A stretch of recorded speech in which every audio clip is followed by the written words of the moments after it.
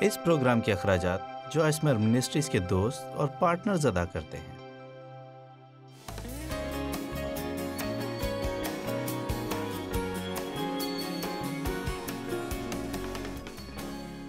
پہلا نقطہ، جب میں کہتی ہوں کہ اپنی روزمرہ زندگی سے لطف اندوز ہو تو زور اصل میں روزمرہ پر ہے، نہ کہ تنخواہ والے دن، نہ چھٹیوں پر یا شاپنگ کرنے یا پارٹی پر جانے پر، بلکہ روزمرہ کی عام چیزیں ہو سکتی ہیں۔ بعض اوقات معمولی سوموار، منگل، بدھ، جمعرات، جمعہ ٹریفک میں ڈرائیو کرتے ہوئے، برتن دھوتے ہوئے، گھاس کاٹتے ہوئے، وہ پھر بڑھ جاتی ہے اور آپ پھر کاٹتے ہیں، برتن دھوتے ہیں، بچے انہیں نکال کر پھر گندا کر دیتے ہیں، آپ پھر دھوتے ہیں، پھر واپس رکھتے ہیں۔ آپ میں سے کتنے جانتے ہیں کہ میں کیا بات کر رہی ہوں؟ لہٰذا آپ میں سے کتنے لوگ ہیں جو یہ کرتے کرتے تھک جاتے ہیں؟ بس کرنا کرنا کرنا اور کرتے رہنا۔ اچھا دیکھیں، بات یہ ہے کہ آپ نے تو اسے کرنا ہی ہے۔ لہٰذا نقطہ کیا ہے؟ میں آج صبح سلجھے ہوئے انداز میں رہنے کی کوشش کروں گی، کیونکہ میرا ایمان ہے کہ بائبل مقدس بھی بہت زیادہ معقول ہے۔ لہٰذا کسی بھی کام کو کرنے سے ڈرنے اور جو چیزیں آپ کو کرنی ہی ہیں ان میں سے اپنی زندگی کے بہت سے کام آپ کو ہر روز کرنا ہے، تو پریشان ہونے کا کیا جواز ہے؟ جی، میں اپنے احساسات کو کنٹرول نہیں کر سکتی، لیکن آپ اپنی سوچ کو درست کر سکتے ہیں۔ آپ اپنے بول چال اور اپنے رویے کو درست کر سکتے ہیں۔ آج صبح ہم انہی باتوں پر بات کریں گے کہ ہم کیسے سوچتے ہیں اور ہمارا رویہ کیسا ہے اور ہمارے اندر کیا چل رہا ہوتا ہے۔ ایک اچھی مثال ہے، اور میں جانتی ہوں کہ بہت سے لوگ گزشتہ رات یہاں موجود ہونے کی بدولت صرف اسے اپنی زندگی میں استعمال کرنے کی کوشش کر رہے ہیں۔ میری ایڈمن اسسٹنٹ اور اس کا خاوند مائک دونوں ہماری کانفرنسوں پر ہمارے ساتھ سفر کرتے ہیں۔ وہ پچھلے 35 سال سے میرے پیغام سن رہی ہے اور اس کی سوچ ایسی بن گئی ہے، آپ جو کہیں گی میں وہ کروں گی۔ واو، میں چاہتی ہوں کہ سب ایسے ہوں۔ ہر پیغام کے بعد جو کچھ سنا ہے وہ اسے اپنی زندگی میں استعمال کرنے میں مصروف ہو جاتی ہے۔ ایسا شخص نہ بنے جو کلام کو سنتا ہے اور پھر جاتا ہے اور اس کے بارے میں کچھ بھی نہیں کرتا۔ اگر آپ بھی ایسا کرتے ہیں تو اپنا وقت ضائع کر رہے ہیں، کیونکہ کلام کے صرف سننے والے نہیں بلکہ عمل کرنے والے کو خدا کی طرف سے ملنے والی اچھی زندگی کے وارث ہوں گے۔ اگر ہم سنتے ہیں اور عمل نہیں کرتے تو بائبل کہتی ہے کہ ایسی دلیلوں سے جو سچائی کے خلاف ہیں ہم خود کو فریب دیتے ہیں۔ آپ اس سے اتفاق کریں گے کہ میں درست بات کر رہی ہوں، لیکن اگر آپ گھر جا کر اسے اپنی زندگی میں عمل میں نہیں لاتے تو حقیقت میں آپ نے یہاں اپنا وقت ضائع کیا ہے، بالکل یہاں آ کر اپنا وقت ضائع کیا ہے۔ اب یہ وہ باتیں جو آپ کو اپنی عادت بنا لینا چاہیے۔ لیکن اس نے کہا ٹھیک ہے، آج صبح جب میں اٹھی تو میں نے سوچا اچھا صبح میں کیا کرنا پسند نہیں کرتی، اور اس نے سوچا اور بتایا کہ مجھے صبح میک اپ کرنا پسند نہیں۔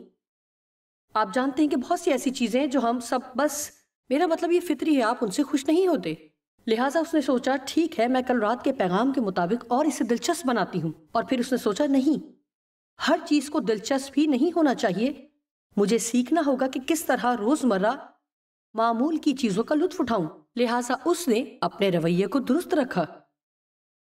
بس اب میں اسے برے رویے کے ساتھ نہیں کروں گی، میں اس سے لطف اٹھاؤں گی۔ اور آپ کو صرف یہی کرنا ہے، جہاں بھی جائیں رویہ درست کرنے کا آلہ اپنے ساتھ رکھیں۔ جی ہاں، میں برے رویے درست کرنے میں ماہر ہوں۔ لہٰذا اگر کچھ اور نہیں تو اپنا پوڈ کاسٹ اپنے ساتھ رکھیں اور ہیڈ فون کانوں میں لگا لیں اور سارا دن مجھے خود سے بات کرنے دیں۔ یقین مانیں آپ کا رویہ درست ہو جائے گا۔ خدایا، جب خدا نے مجھے پکڑا تو اس وقت میرا رویہ بدترین تھا، اور اب بہت اچھا ہے کہ میں اپنے رویے قابو میں رکھ سکتی ہوں اور میرے رویے کا مجھ پر اختیار نہیں۔ آپ کا رویہ آپ کی ملکیت ہے۔ اگر آپ برے رویے کو رد کرتے ہیں تو کوئی بھی آپ کو برا رویہ اپنانے پر مجبور نہیں کر سکتا۔ ایک شخص، میں اس کا نام بھول گئی، لیکن ایک ایسا شخص جس نے بہت سال ہٹلر کے بنائے ہوئے عقوبت خانوں میں گزارے، اس نے کہا یہ جیل، یہ قید مجھ سے سوائے میرے رویے کے میرا سب کچھ چھین سکتی ہے، اور میں برا رویہ اپنانے کو رد کرتا ہوں۔ کتنی قوت بخش بات ہے۔ کیا آپ جانتے ہیں کہ آپ برا رویہ اپنانے کو رد کر سکتے ہیں اور اس سے آپ کی پوری زندگی بدل جائے گی؟ اب ایک چیز جس کی میں کچھ زیادہ دلدادہ نہیں، وہ یہ ہے کہ انتظار۔ میں اسے زیادہ پسند نہیں کرتی کیونکہ میں ایک عملی شخصیت ہوں، اور جب میں پورے دن کی منصوبہ بندی کرتی ہوں تو میں خوش ہوتی ہوں اور میں باری باری ہر چیز ترتیب سے کرتی جاتی ہوں۔ اگر مجھے کہیں جانا ہو تو مجھے تاخیر سے جانا پسند نہیں، لیکن کہیں جانا ہو تو میں جلدی بھی پہنچنا نہیں چاہتی، اور اس کا مطلب ہے کہ مجھے کامل ہونا ہے جو میں ہوں نہیں۔ لہٰذا مجھے سیکھنا پڑا کہ کس طرح انتظار کرنے کا لطف اٹھاؤں، بالکل ایک کھیل کی طرح جو میں ابلیس کے ساتھ کھیلتی ہوں اور کہتی ہوں میں تجھے ہراؤں گی، تو مجھے پریشان نہیں کر سکتا، میں یہاں بیٹھ کر اس سے لطف اندوز ہوں گی اور میں اچھا رویہ اپناؤں گی۔ سو ہم سیکھ رہے ہیں کہ کس طرح روزمرہ کی معمول کی چیزوں کا حص اٹھائیں۔ کیا ہوا اگر آپ پورا مہینہ گزار دیں اور کوئی بھی کام کرنے سے نہ ڈریں، جو کچھ آپ کرتے ہیں کسی ایک چیز کے بارے میں بھی شکایت نہ کریں، کوئی بری سوچ نہ سوچیں یا برا لفظ نہ بولیں، یا جو کچھ بھی آپ کریں اس کے بارے میں برا رویہ نہ رکھیں۔ آپ کیا سمجھتے ہیں اس سے آپ کی زندگی بہتر ہو جائے گی؟ اس کا انحصار آپ پر ہے۔ جی، میں اپنے سوچ پر قابو نہیں کر سکتا۔ جی ہاں، آپ کر سکتے ہیں۔ آپ میں سے کچھ نے شاید ہی کبھی نہیں سیکھا کہ آپ ایسا کر سکتے ہیں، اسی لیے آج خدا نے آپ کو یہاں بھیجا ہے۔ ہم سوچتے ہیں کہ ہم اپنی سوچ پر اختیار نہیں رکھ سکتے، کہ اگرچہ میں اپنے احساسات کو قابو نہیں کر سکتی لیکن مجھے اپنے احساسات کے مطابق عمل کرنے کی ضرورت نہیں۔ ہمیں یہ بات سیکھنے کی ضرورت ہے، خدا نے ہمیں آزاد مرضی دی ہے، اور میرے خیال میں ہم اس بارے میں زیادہ کچھ نہیں سنتے، اور میں نے فیصلہ کیا ہے کہ ہم چرچ میں اس کے متعلق کچھ زیادہ سنیں گے۔ خدا نے ہمیں آزاد مرضی کے ساتھ تخلیق کیا ہے، ہم روبوٹ نہیں ہیں۔ چاہے جب ہم خدا پر بھروسہ کر بھی رہے ہوں کہ وہ ہماری مدد کرے گا، تب بھی جو کچھ ہمیں کرنا چاہیے وہ زبردستی ہم سے وہ سب نہیں کروائے گا، تو ہمارا اپنا حصہ بھی ہے، فیصلہ ہم ہی نے کرنا ہے۔ میں نے تمہارے اور تمہاری نسل کے سامنے زندگی اور موت کو رکھ دیا ہے، اور یشوع کہتا ہے اور میرے گھرانے کی بات، تو ہم تو خداوند ہی کی پرستش کریں گے۔ لہٰذا آپ کو اپنے احساسات کو کہنا ہوگا کہ تم جو چاہو محسوس کرو، لیکن میں یہ کرنا چاہتی ہوں اور یہی کروں گی۔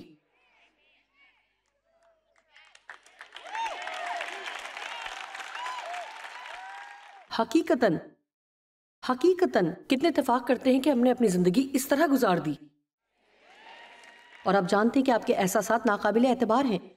جب آپ نہیں چاہتے وہ آپ پر غالب آ جاتے ہیں، اور جب آپ چاہتے ہیں اس وقت نہیں ہوتے۔ آپ کسی دن محسوس کرتے ہیں کہ اس دن چرچ میں خدمت کرنا چاہیے، اور جب وہ دن آتا ہے تو آپ کا دل ہی نہیں چاہتا کہ اٹھے۔ ضروری نہیں کہ احساسات اچھے یا برے ہوں، میرا مطلب ہے کہ آپ کے اندر اچھے اور برے دونوں طرح کے جذبات و احساسات ہو سکتے ہیں، لیکن ہم انہیں سر پر سوار نہیں کر سکتے کہ وہ ہماری رہنمائی کرے اور ہمیں راستہ دکھائے۔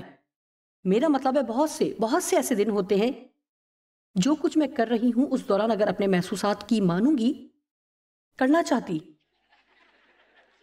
میری ٹیم میں اور بھی لوگ ہیں جو منادی کر سکتے ہیں، میں کہوں گی آج میری جگہ کیوں نہیں چلے جاتے، میرا دل نہیں چاہ رہا۔ میں ایسا نہیں کرتی، میں ہر دفعہ آتی ہوں، میں ہر دفعہ شو پر آتی ہوں، جب بھی آپ ٹی وی آن کریں میں ہر روز ٹی وی پر آتی ہوں۔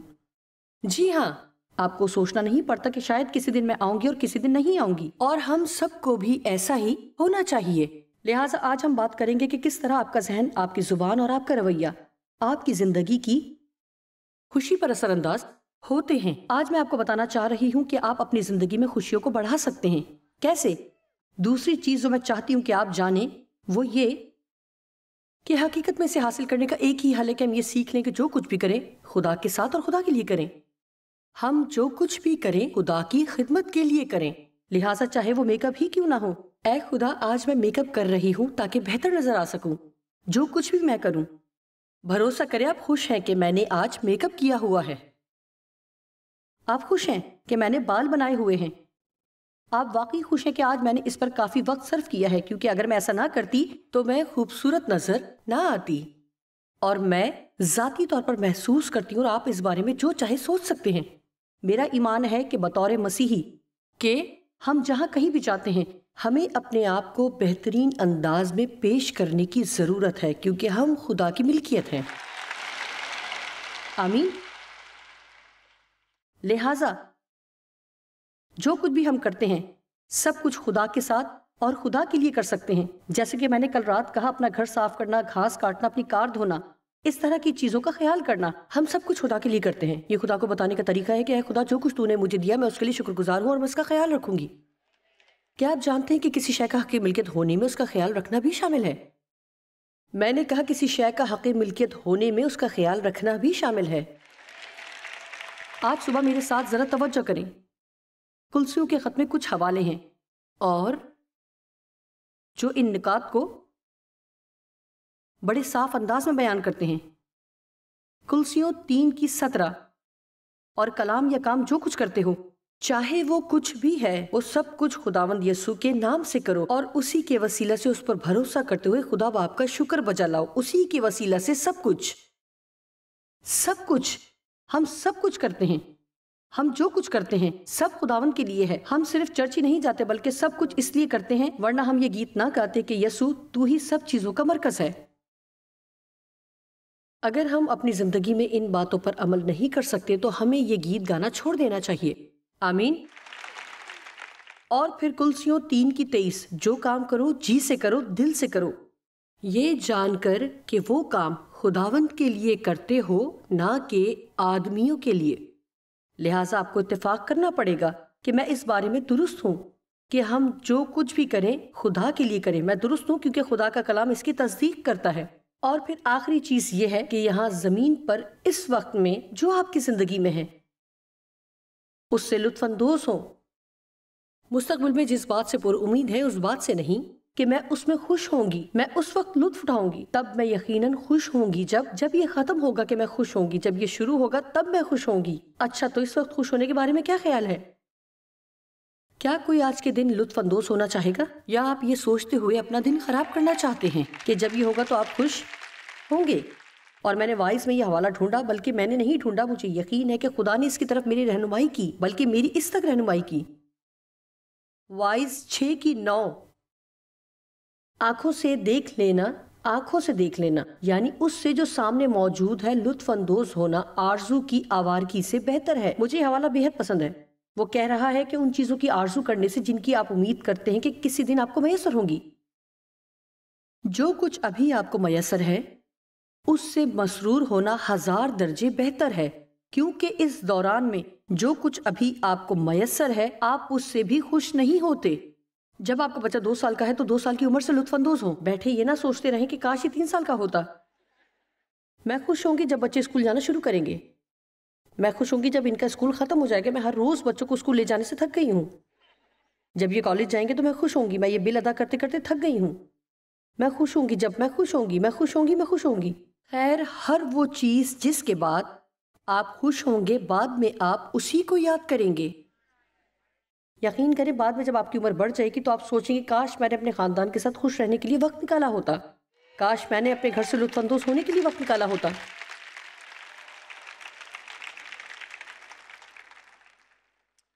لہٰذا 3 چیزیں ہیں. روزمرہ زندگی کا لطف اٹھائیں، اپنی زندگی کا مزہ لیں، اور یہ سب کچھ خدا کی خدمت میں انجام دیں. در حقیقت ہماری 2 زندگیاں ہیں ایک ظاہری زندگی اور ایک باطنی زندگی. ہماری ایک وہ زندگی ہے جو ہم یہاں گزارتے ہیں اور ہم کام کرتے ہیں اور ہمارے حالات ہوتے ہیں، اور یہ وہ شخصیت ہے جو ہم سب کو دکھاتے ہیں. لیکن پھر ہماری ایک اور مکمل زندگی یہ ہماری باطنی زندگی ہے، یعنی جو ہمارے اندر چل رہا ہے. اور بھیانک بات یہ ہے کہ آپ کسی کو مسکرا کر دیکھتے ہیں اور ذہن میں یہ سوچ رہے ہوتے ہیں میں تمہیں برداشت نہیں کر سکتا، فوراً میرے سامنے سے دور ہو جاؤ کیونکہ میں تمہیں برداشت نہیں کر سکتا. آپ مسکراتے ہوئے دل میں یہ کہتے ہوئے بولتے ہیں خداوند کی تعریف ہو، او میں آپ سے خدا کی سی محبت رکھتا ہوں. جانتے ہیں یہ کیا ہے؟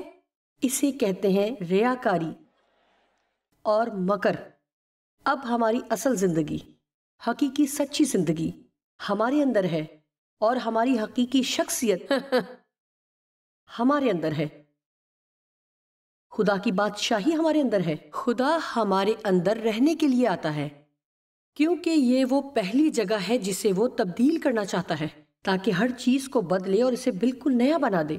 باہر سے اندر کی طرف تبدیلی کی کوشش بیکار ہے. یہ شریعت پر چلنا ہے. یہ وہ تمام اصول و ضوابط ہیں، وہ چیزیں ہیں جن پر مجھے عمل کرنا چاہیے تاکہ وہ مجھے تبدیل کریں. لیکن بائبل کہتی ہے اس دنیا کے ہم شکل نہ بنو بلکہ عقل نئی ہو جانے کے سبب سے صورت بدلتے جاؤ. لہٰذا جب ایک ایماندار مسیح کو قبول کرتا ہے تو پہلی چیز جو اسے کرنی ہے وہ یہ ہے کہ اس طرح سوچنا سیکھیں جس طرح خدا سوچتا ہے.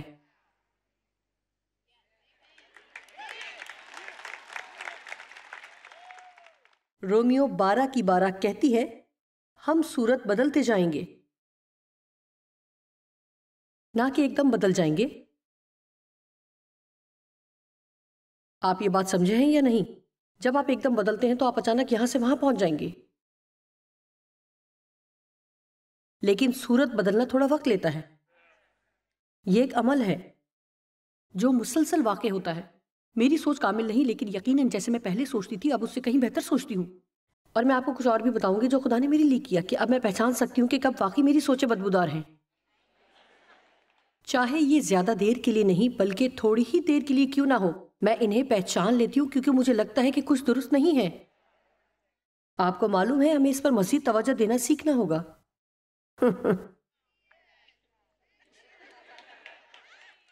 یہ بیان کرنا مشکل ہے، ایسے لگتا ہے جیسے کچھ ٹھیک نہیں ہے، آپ کو اپنے اندر سکون محسوس نہیں ہوتا، آپ جیسے اپنی خوشی کھو دیتے ہیں۔ معلوم نہیں میری خوشی کھو گئی ہے۔ جب آپ اپنی خوشی کھو دیتے تو پہلی چیز آپ کو یہ کرنی کہ اپنی سوچوں کو جائزہ لینا ہے۔ ایک اور کام یہ ہے کہ جب آپ اپنی خوشی کھو دیں تو سوچیں کہ آپ کس بارے میں باتیں کر رہے ہیں۔ کیا یہاں پر ابھی بھی کوئی ہے جسے اپنی زبان کا مسئلہ ہے؟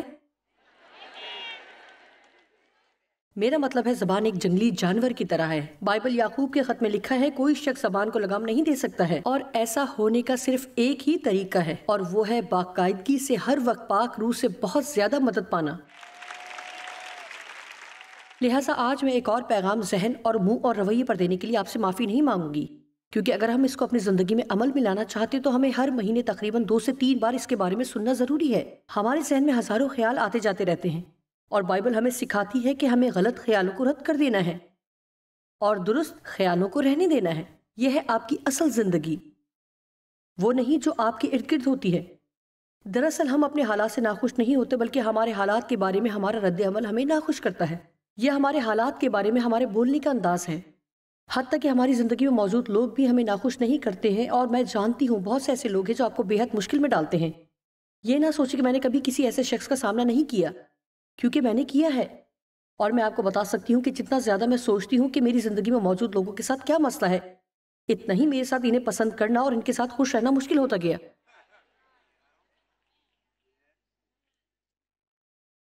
ایک کاغذ کا ٹکڑا لیں اور اپنے شریک حیات یا بچے یا آپ کے ارد گرد کوئی بھی جو آپ کے جسم کے لیے کانٹا بن گیا ہے، آپ کی ساس، آپ کی ماں، آپ کا باپ، آپ کا پڑوسی یا کوئی بھی، مجھے ایسی معصوم نظروں سے نہ دیکھیں جیسے آپ سب سے محبت کرتے ہیں، کیونکہ میں آپ کو جانتی ہوں آپ ایسے ہیں۔ ایک کاغذ کا ٹکڑا لیں اور لکھیں کہ ان میں کیا برائیاں ہیں، اور پھر اس طرف سوچنا شروع کریں کہ ان میں کیا اچھائیاں ہیں۔ یہ اتنا بھی مشکل نہیں ہوگا۔ آپ کو معلوم ہے کہ میں ڈیو میں بھی برائیاں تلاش کر سکتی ہوں، حالانکہ وہ کاملیت سے بس تھوڑا ہی کم ہے، اور ہم سب یہ بات جانتے ہیں۔ اور آپ جانتے ہیں کہ اگر میں واقعی سوچوں کہ اچھی باتیں کیا ہیں، او خدا، ڈیو برتن دھوتے، کپڑے دھوتے، اور جب ہم سفر میں ہوں تو ضرورت پڑنے پر وہ میرے کپڑے بھی استری کرتے ہیں۔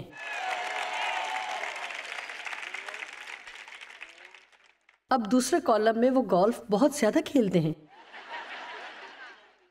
وہ فٹ بال میچ بہت دیکھتے ہیں۔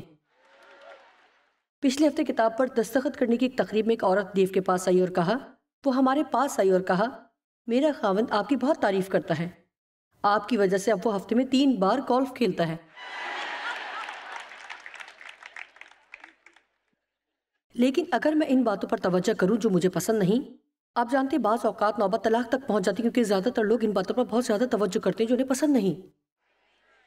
ڈیو اور میری شادی کو 48 سال ہو گئے، اور ایک ہی وجہ ہے جس سے اتنا لمبا سفر ساتھ رہنا ممکن ہوا، وہ یہ کہ ہم نے سیکھ لیا کہ ناپسند چیزوں پر توجہ مرکوز نہیں کرنی۔ کیونکہ میں آپ کو بتا سکتی ہوں کہ چاہے کوئی بھی آپ کی زندگی میں ہو، آپ کو دونوں طرف کھاتے ملیں گے۔ آپ نے سنا، میں نے کہا آپ کا شریک حیات چاہے کوئی بھی ہو، کھاتے ہمیشہ دونوں طرف نکلیں گے۔ میرا مطلب ہے ہمیں اپنے بچوں کی طرف سے مسئلہ تھا۔ آپ کو معلوم ہے ان سب کی شخصیت ہماری شخصیت سے مختلف ہے، اور ہم سوچتے تھے یہ کہاں سے آئی ہے؟ تمہیں یہ شخصیت میری طرف سے تو نہیں ملی، تم تو کسی اور ہی سیارے کے لگتے ہو۔ اور ہمیں یہ بات سمجھ نہیں آئی۔ آپ جانتے ہیں کہ ہر نسل کے بچے وہ چیزیں کرتے ہیں جو آپ اپنے بچپن میں نہیں کرتے، اور کیا آپ جانتے ہیں کہ آپ کو بھی اپنے بچوں سے یہ توقع کرنا بھولنا ہوگا کہ وہ بھی وہی کریں جو آپ کرتے تھے، کیونکہ وہ ایسا نہیں کرنے والے۔ آپ نے بھی سب کچھ ویسا نہیں کیا جیسے آپ کے والدین کرتے تھے۔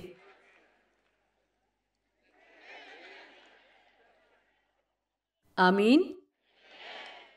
مجھے یاد ہے ہماری پیاری ساس ہم سے ناراض ہوئی کیونکہ ہم نے برتن دھونے والی مشین خریدی۔ خداوند کی تعریف ہو، ان کے پاس ڈش واشر نہیں تھا اور ہمیں اس مشین کی ضرورت تھی۔ تم خود برتن دھو سکتے ہو، تمہیں برتن دھونے کے لیے مشین کی ضرورت نہیں۔ یہ حیران کن بات ہے کہ ہم بہت سی ایسی چیزوں سے محض اس لیے پریشان ہو جاتے ہیں کہ ہم ان کے عادی نہیں ہوتے۔ لہٰذا ہمیں چیزوں کو اتنا سنجیدہ نہیں بنانا کہ اگر کوئی کچھ کرے تو اس پر غصہ ہونے سے پہلے اس بات کو یقینی بنائیں کہ واقعی کوئی بائبلی مسئلہ ہے یا نہیں۔ یہ تو محض ایک نسل کا مسئلہ ہے، یہ تو محض ایک نسل کا مسئلہ ہے کہ ہم تو کوئی کام ایسے نہیں کرتے تھے۔ اور جب میں ان تمام باتوں کے بارے میں سوچتی ہوں جن میں سے ہم اپنے بچوں کے ساتھ گزرے، اور کس طرح مجھے غصے کے دورے پڑتے تھے اور بحث ہوتی تھی، اور آپ جانتے ہی ہیں کہ کیسا ہوتا ہے، آپ ان کے کمرے میں جاتے ہیں اور کہتے ہیں اگر تم نے میرے گھر میں رہنا ہے۔ کوئی اس گفتگو سے واقف ہے؟ ٹھیک ہے، آپ سمجھ گئے ہیں۔ اگر تمہیں میرے گھر میں رہنا ہے تو تمہیں اپنا کمرہ صاف کرنا ہوگا، اور وغیرہ وغیرہ وغیرہ۔ خیر، اب تو میرے سارے بچے بڑے ہو گئے ہیں اور اب ان کے ساتھ 11 پوتے پوتیاں بھی شامل ہو چکے ہیں۔ میرے سارے بچے بہت ہی اچھے اور ہم سب ایک دوسرے سے بہت محبت کرتے ہیں، اور میں سوچتی ہوں خدایا ہم نے بہت سا وقت بیکار چیزوں پر ڈرتے ہوئے گزار دیا۔ اور آپ سب جانتے ہیں کہ کس وجہ سے ایسا ہوا ہوگا۔ میں آپ کو بتاتی ہوں کہ کس وجہ سے ایسا ہوا۔ کیا آپ تیار ہیں؟ یہ متکبرانہ اور شیخی باز رویہ تھا۔ وہ بہت سے کام غلط کیا کرتے تھے لیکن اس وقت وہ بڑے ہو رہے تھے۔ اس کا یہ مطلب نہیں کہ ان کی اصلاح کرنے کی ضرورت نہیں، لیکن مجھے ان کی ہر غلطی پر 3 دن تک ناراض رہنے کی ضرورت نہیں تھی۔ اور آپ جانتے ہیں کہ اس میں سے بہت سی چیزوں کی جڑیں میرے متکبر رویے میں تھیں کہ سب کچھ میرے طریقے سے ہوگا ورنہ نہیں ہوگا۔ خیر، آپ سب کو اس مشورے کی ضرورت نہیں، لیکن اگر کسی کو ہے تو یہ آپ کے لیے ہے۔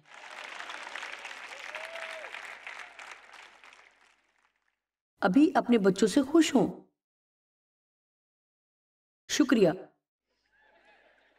بائبل تو یہ بھی کہتی ہے کہ ایک عورت کو اپنے خاوند سے خوش ہونا چاہیے۔ دیکھا جس لمحے میں نے کہا، میں جانتی ہوں کہ آپ میں سے کچھ نے سوچا ہوگا اچھا اگر جس سے میری شادی ہوئی ہے آپ کی اس سے ہوئی ہوتی تو آپ اس سے خوش نہ ہوتی۔ ٹھیک ہے، امثال 23:7 کہتی ہے کہ انسان جیسا اپنے دل میں سوچتا ہے وہ ویسا ہی بن جاتا ہے، کیونکہ جیسے اس کے دل کے اندیشے ہیں وہ ویسا ہی ہے۔ 1 منٹ کے لیے یہاں رکے۔ وہ اپنے دل میں جیسا سوچتا ہے وہ ویسا ہی ہے۔ اب ہم ایک اور حوالہ دیکھیں گے، رومیو 14:14۔ مجھے معلوم ہے کہ بلکہ خداوند یسوع مسیح میں مجھے یقین قائل ہوں کہ کوئی چیز بذات حرام خود میں ناپاک اور گندی نہیں، منع نہیں، لیکن پھر بھی جو اس کو حرام، ناپاک اور گندی سمجھتا ہے اس کے لیے حرام ہے۔ اب پولس یہاں بتوں کو چڑھائی گئی قربانی کا گوشت کھانے کی بات کر رہا ہے۔ بے شک ایسی چیزیں ہیں جو ہمیں نہیں کرنا چاہیے، لیکن وہ یہاں ایک خاص موضوع پر بات کر رہا ہے، اور جو اس دور کے مسیحوں کے لیے ایک بہت بڑا مسئلہ تھا۔ آپ بتوں کو دی گئی قربانی کا گوشت نہیں کھا سکتے کیونکہ شریعت میں یہ منع تھا، لیکن اب وہ ایک مختلف عہد کے ماتحت تھے، فضل کے عہد کے ماتحت، اور پولس کہہ رہا ہے دیکھو تم اس تمام رسمی شریعت سے آزاد ہو۔ ہم خدا کی اخلاقی شریعت سے نہیں لیکن خدا کی رسمی شریعت سے آزاد کروائے گئے ہیں۔ لہٰذا اور پولس ان سے کہہ رہا ہے جب تک آپ یہ سمجھتے کہ بت کوئی چیز نہیں ہے تو بت کی قربانی کا گوشت کوئی نقصان نہیں پہنچا سکتا۔ لہٰذا حقیقت میں آپ اس گوشت کو کھانے کے لیے آزاد ہیں، جس کے لیے وہ کہتا ہے کہ وہ بھی آزاد ہے۔ تاہم اگر آپ یہ سوچتے ہیں کہ یہ ناپاک ہے تو یہ آپ کے لیے ناپاک ہے، لہٰذا آپ اسے نہ کھائیں۔ تو اصل میں وہ کہہ رہا ہے چاہے وہ غلط نہ بھی ہو، لیکن اگر آپ کسی چیز کو غلط سمجھتے ہیں تو بھی یہ آپ کو اور آپ کے تمام نظام کو اسی طرح متاثر کرے گی جیسے کہ وہ غلط ہے۔ لہٰذا بہتر ہے کہ آپ اسے نہ کریں، کیونکہ اگر آپ وہ کام کریں گے جو آپ کے یقین کے مطابق غلط ہے تو آپ برا ہی محسوس کریں گے، اور آپ کا ضمیر آپ کو مجرم ٹھہرائے گا، اور یہ آپ کی خوشی اور سکون کو چرا لے گا۔ ٹھیک ہے، ہم ہر وقت اپنے احساسات کو قابو نہیں کر سکتے، لیکن خدا کی مدد سے ہم اپنے خیالات کا انتخاب کر سکتے ہیں، درست بات کہہ سکتے ہیں اور برے حالات میں بھی اچھا رویہ اپنا سکتے ہیں۔ اور میرے خیال میں یہ ایک قوی خیال ہے۔